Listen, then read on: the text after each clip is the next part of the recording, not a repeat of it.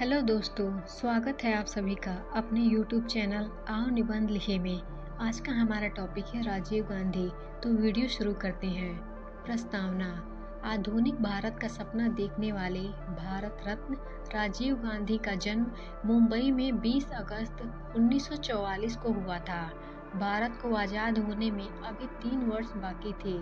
वे ऐसे प्रधानमंत्री थे जिन्होंने आज़ादी के उस संघर्ष को नहीं देखा जिसमें उनके परिवार के अन्य सदस्य शामिल थे।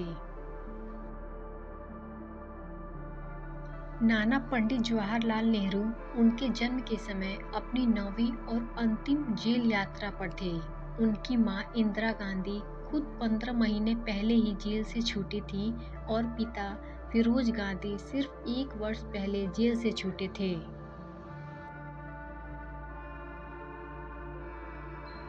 शिक्षा।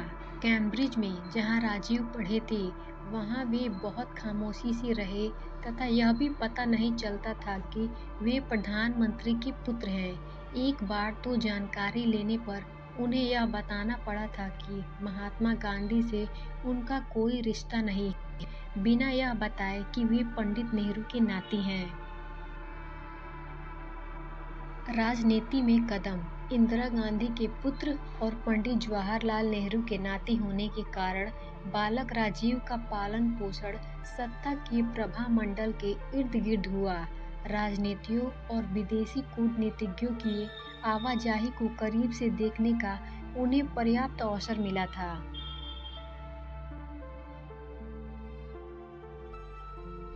हालांकि उन्होंने खुद कभी सत्ता के आसपास आने की कल्पना तक नहीं की थी, लेकिन संजय गांधी की मृत्यु के बाद अपनी मां इंदिरा गांधी को राजनीतिक सहारा देने के लिए उन्हें अनिच्छा से भारतीय राजनीति में आना पड़ा। फिर एक दिन ऐसा भी आया कि मां के मृत्यु के बाद उन्हें खुद भी सक्रिय राजनीति में आकर सलीब पर चढ़ना ही पड़ा।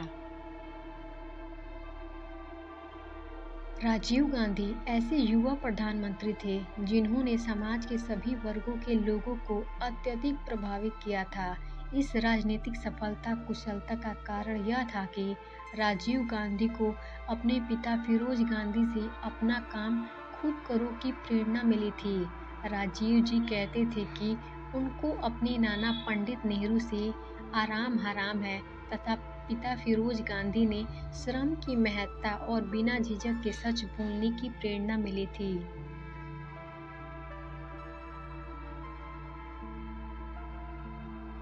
प्रधानमंत्री पद की शपथ। वह अक्टूबर 1984 का अंतिम दिन था। दिल्ली चुनाव से पूर्व के वातावरण में डूबी हुई थी। इंदिरा गांधी ने 2 महीनों के भीतर आम चुनाव करवाने का मन बना लिया था। उस समय उन्हें टीवी के लिए एक इंटरव्यू देना था।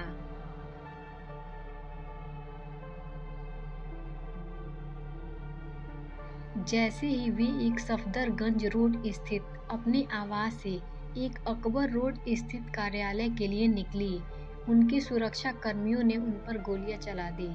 अचेतन अवस्था में और क्षत-विक्षत रूप से उन्हें आर.के. धवन और सोनिया गांधी द्वारा कार से अखिल भारतीय आयुर्विज्ञान संस्थान ले जाया गया, लेकिन उन्हें बचाया नहीं जा सका।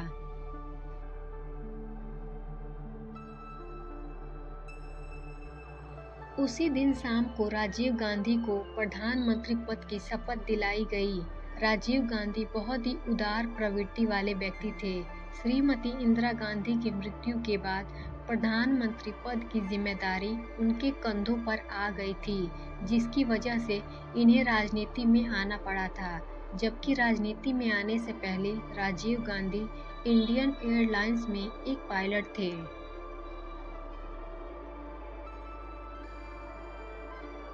31 अक्टूबर 1984 को माता इंदिरा गांधी की हत्या के बाद जब पहली बार राजीव गांधी ने प्रधानमंत्री पद की शपथ ली, तो वे विश्व के लोकतंत्र के इतिहास में सबसे युवा प्रधानमंत्री थे। 1984 में ही वे इनका अध्यक्ष बने। हालांकि राजीव गांधी को सत्ता का कोई प्रत्यक्ष अनुभव नहीं था, फिर भी उन्हें अप्रत्यक्ष रूप से गहरे अनुभव प्राप्त थे। इंदिरा गांधी के निधन के 13वें दिन, जैसा कि इनकी इच्छा थी, हिमालय पर उनकी भस्मी उनके पुत्र द्वारा बिखेर दी गई।